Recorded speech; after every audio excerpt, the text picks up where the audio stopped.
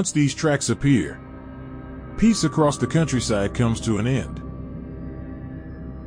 With their explosive breeding, they don't just tear through crops and cause heavy economic losses, they carry deadly diseases that threaten both livestock and humans.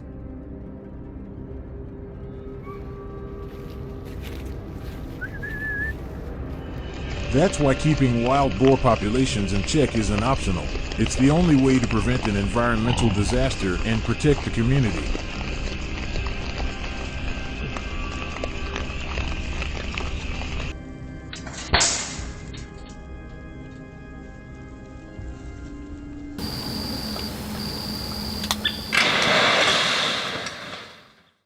Take a look at my family's cornfield. Honestly, it's hard to believe your own eyes. Just as the harvester reached the last rows, a whole squad of wild boars came rushing out like a swarm of bees gone mad. According to U.S. agricultural stats, this invasive species causes up to $2.5 billion in damages every year. A herd of 15 to 20 can wipe out 20 to 40% of a field in just minutes. All the hard work, all the money we poured in, it feels like it's gone down the drain. This is exactly why we call wild boars the most dangerous invasive species. If their breeding spree isn't controlled, next year's harvest is sure to be a total loss.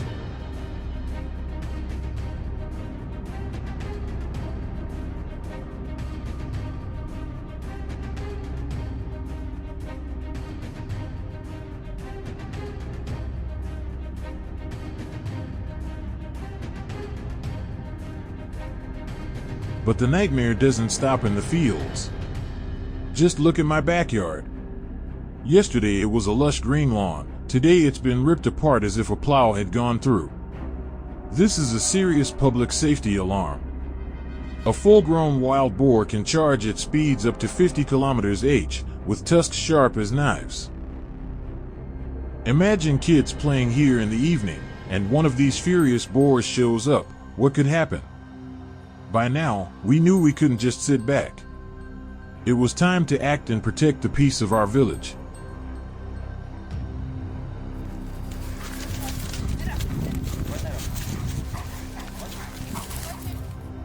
We decided to build a trap ourselves. And pay attention, this isn't a square pen. We designed it as a circle. Why? Because wild boars are both strong and smart. If you build corners, they'll push into the dead spot, use it as leverage, and either break the fence or injure themselves. A circular design forces their impact to slide along the mesh, neutralizing their ability to break out. On top of that, we used tensile steel mesh instead of a rigid frame. It can withstand the full force of a 200, 300 kilograms herd slamming into it, while also preventing the animals from breaking their legs or getting injured when they panic.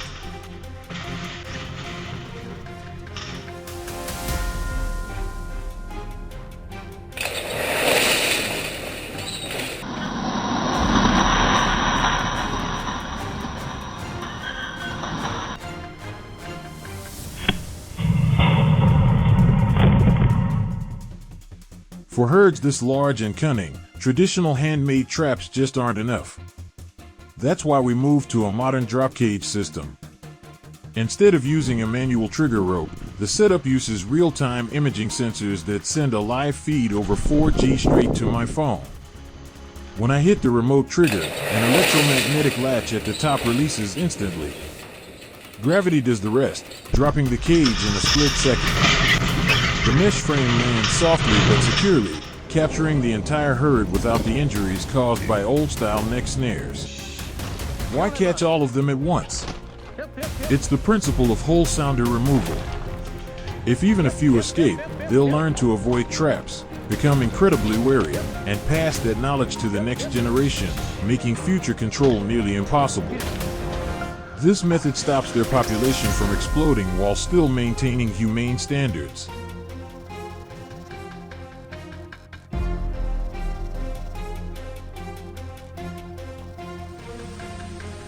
All the planning and hard work finally paid off.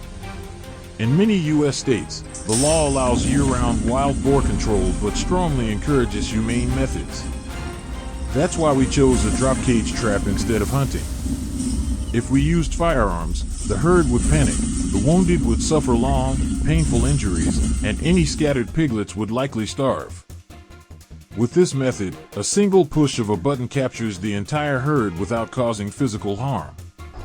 It's not only the most effective solution, it's the one that complies with the law while truly solving the problem at its root.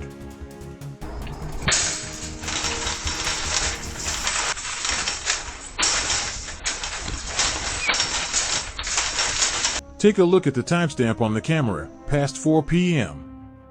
Normally, wild boars are nocturnal feeders, most active between 7 p.m. and 3 a.m. The fact that they're out this early shows just how fierce the competition for food has become. The herd density in this area is so high that they're starving and more desperate than ever, breaking their usual night feeding habits. When they were fully locked in and feeding without caution, I triggered the latch. The entire sounder was secured safely, removing a major daytime threat for farmers working out in the fields.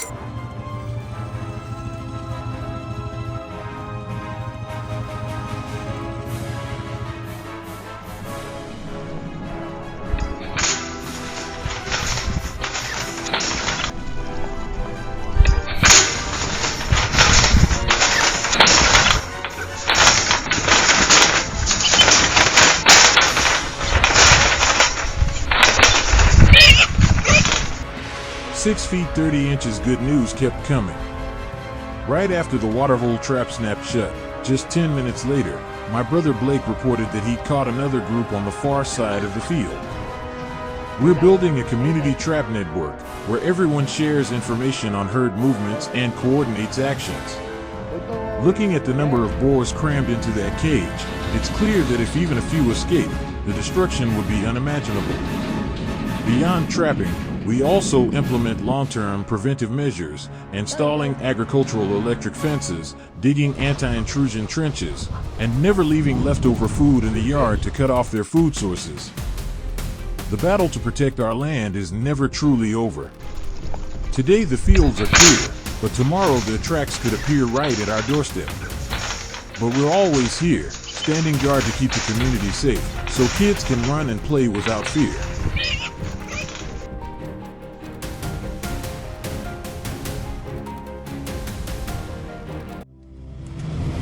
Today, my family headed back to our hometown to visit my grandmother. Reuniting with loved ones should have filled me with joy, but instead, I was met with shock. The boars from the forest have multiplied out of control. They've surged into the village, destroying pens, farms, and fields, spreading fear among everyone. Seeing the urgency, our team immediately mobilized every resource. This is a battle for the community. For safety reasons, our hunt will be gun-free, relying entirely on our trapping skills. Don't take your eyes off the screen. What happens next is intense.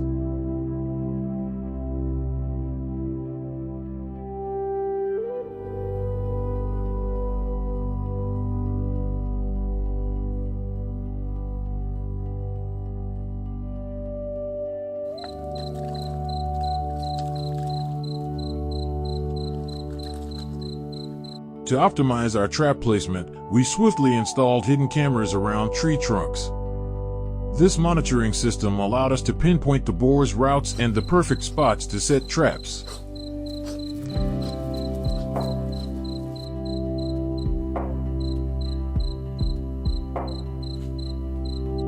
Traps were deployed efficiently and strategically. We focused on large cage traps and rope traps along the predicted paths, places where the boars frequently move between the forest and the village. Every trap was carefully camouflaged near the hidden cameras, ensuring we could monitor and trigger them precisely, maximizing capture success. Now, let's move in and collect the spoils from the traps.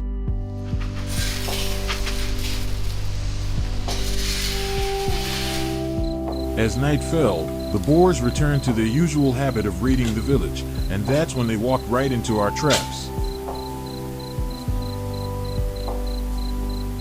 The first trap, on the west side, was triggered. From the hidden camera, I saw enough boars to make the capture worthwhile.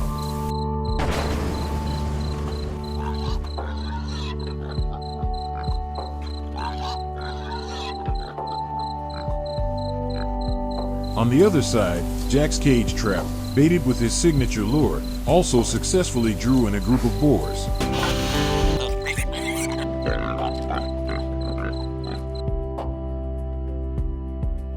We quickly shifted attention to another camera covering a key trap along the main route into the village.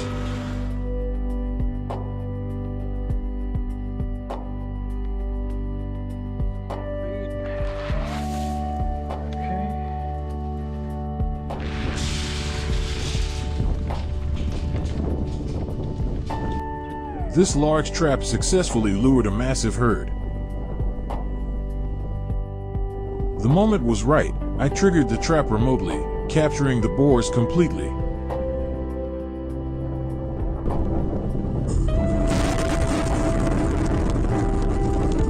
This victory was invaluable, removing one of the biggest threats to the farms and villagers' livelihoods.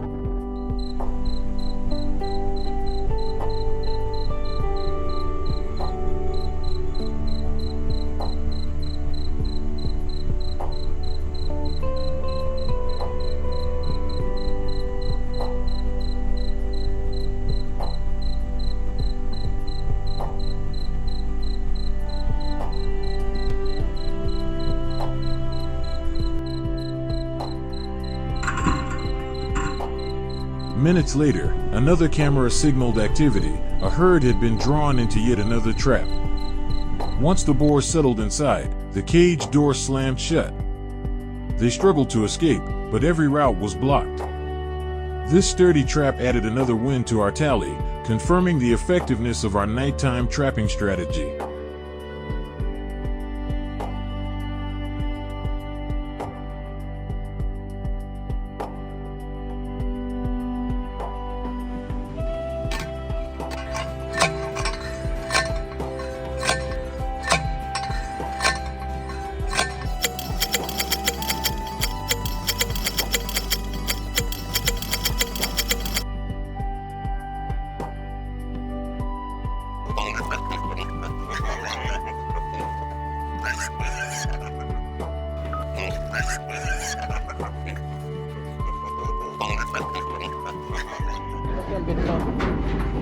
Hey, hey, hey.